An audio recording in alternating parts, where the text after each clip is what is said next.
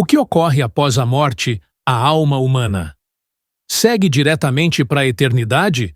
Ou será que a alma adormece com o corpo até o dia da ressurreição? Vamos explorar isso hoje, conforme o que a Bíblia diz. Seja bem-vindo. Me chamou a atenção que alguns irmãos ficam confusos quando abordamos o tema sobre para onde vai a alma de uma pessoa quando ela morre. Por isso, decidi fazer este vídeo para esclarecer melhor essa questão. Primeiramente, é importante esclarecer que existe ressurreição dos mortos. A Bíblia nos ensina que um dia, quando a igreja for arrebatada ao céu e formos transformados no ar, os corpos daqueles que morreram em Cristo ressuscitarão e juntos conosco irão para o céu para estarem com o Senhor. Paulo disse que, se não há ressurreição dos mortos, Cristo também não ressuscitou. Portanto, os corpos dos mortos ressuscitarão um dia. A questão está exatamente aqui. O que acontece com a alma do homem ao morrer? Será que ela adormece junto com o corpo e nada sabe até o dia da ressurreição? Ou será que a alma é imortal e vai diretamente para a eternidade? Muitos que defendem a doutrina de que a alma adormece se confundem com passagens que descrevem a morte como um sono. Por exemplo, em 1 Tessalonicenses 4, versículo 13, diz: Não queremos, irmãos, que sejais ignorantes com respeito aos que dormem, para que não vos entristeçais como os demais que não têm esperança. Há também passagens como em Atos 7, onde Estevão, ao ser apedrejado, entregou o espírito e adormeceu.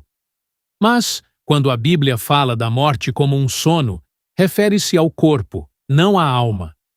Somos seres tripartidos, espírito, alma e corpo, conforme a Bíblia ensina, e ela denomina a morte do cristão como um sono, porque temos a esperança de que nossos corpos ressuscitarão algum dia.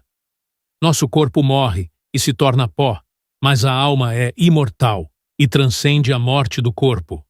Quando a Bíblia diz em Ezequiel que a alma que pecar morrerá, é preciso ler o contexto para entender que Deus está usando a palavra alma para se referir à vida da pessoa, não estabelecendo uma doutrina de que a alma cessa quando o corpo morre.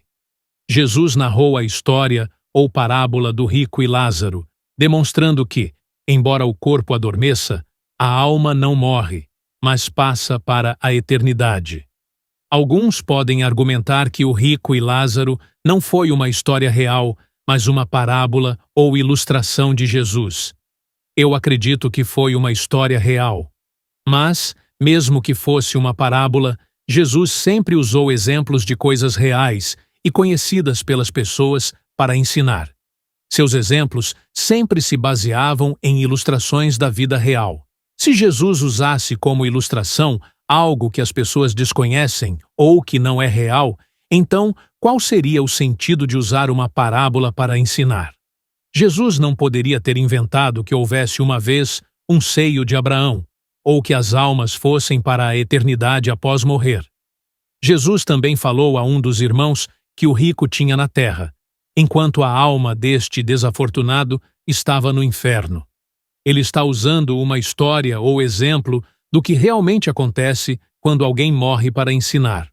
Observe que, nesta parábola ou história, Jesus diz que ambos morreram e foram sepultados, mas suas almas não morreram nem foram aniquiladas, e sim foram para a eternidade.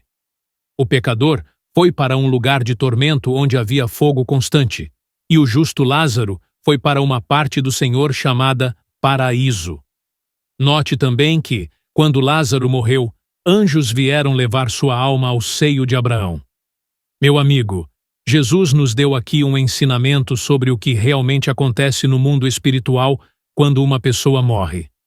O corpo vai ao pó, claro, mas a alma vai para um dos dois destinos eternos. O apóstolo Paulo entendia claramente que, quando um cristão morre, sua alma passa a estar na presença do Senhor. Por isso, ele chamou a morte de ganho. Porque, para mim, viver é Cristo e morrer é ganho. Ele sabia que, se nossa morada terrestre este tabernáculo se desfizesse, teríamos de Deus um edifício, uma casa não feita por mãos, eterna nos céus. Filipenses expressou que tinha o desejo de partir, ou seja, de morrer para ir para o céu. Assim o expressou dizendo: tenho o desejo de partir e estar com Cristo, o que é muito melhor. Paulo também disse que preferiria estar ausente do corpo e presente com o Senhor.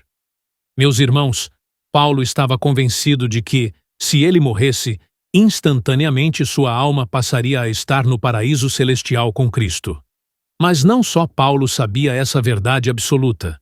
Também Pedro, em sua segunda carta, deixou claro que Deus lhe havia revelado que ele iria morrer em breve e que iria deixar o corpo para estar na sua presença. Ele descreveu a morte como deixar este corpo, porque, como já sabemos, a alma irá para o céu. A história do ladrão arrependido na cruz é outro dos exemplos que existem. Jesus lhe disse: hoje estarás comigo no paraíso. Esse hoje mencionado não foi uma maneira de dizer. Jesus lhe disse claramente que, naquele mesmo dia, estaria com ele no paraíso. Também no Salmo 16, referindo-se a Jesus, o salmista disse: pois não deixarás minha alma no Sheol, nem permitirás que teu santo veja corrupção. Este versículo profético comprova que Deus não permitiria que a alma de Jesus ficasse no Sheol, nem que seu corpo se decomponha, pois estava profetizado que ele ressuscitaria ao terceiro dia. Em Hebreus 11, fala-se muito sobre os heróis da fé, lembrando de suas conquistas em nome do Senhor.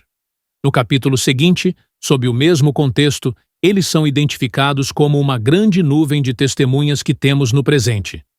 Estamos rodeados por tão grande nuvem de testemunhas. Falando no presente, dá a entender que eles ainda vivem.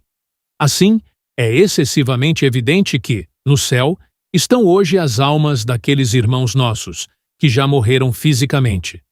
Por último, quero responder a uma das maiores dúvidas que alguns têm sobre todo este tema. Eles questionam se haverá ressurreição dos mortos. Como podem as almas estar no céu se vão ressuscitar? A resposta está no mesmo trecho de Tessalonicenses, que fala sobre a ressurreição dos mortos. Disse que, quando Cristo retornar nas nuvens, também entrará com ele os mortos em Cristo. Este versículo derruba as teorias do sono da alma, ou de que a alma se aniquila. Que estas palavras fortaleçam sua fé. Deus o abençoe. Se você gostou deste vídeo, não se esqueça de curtir, se inscrever e compartilhar com aqueles que também precisam dessa mensagem. Juntos, podemos crescer e nos fortalecer na fé. Que Deus te abençoe e te guie nesta caminhada. Até o próximo vídeo.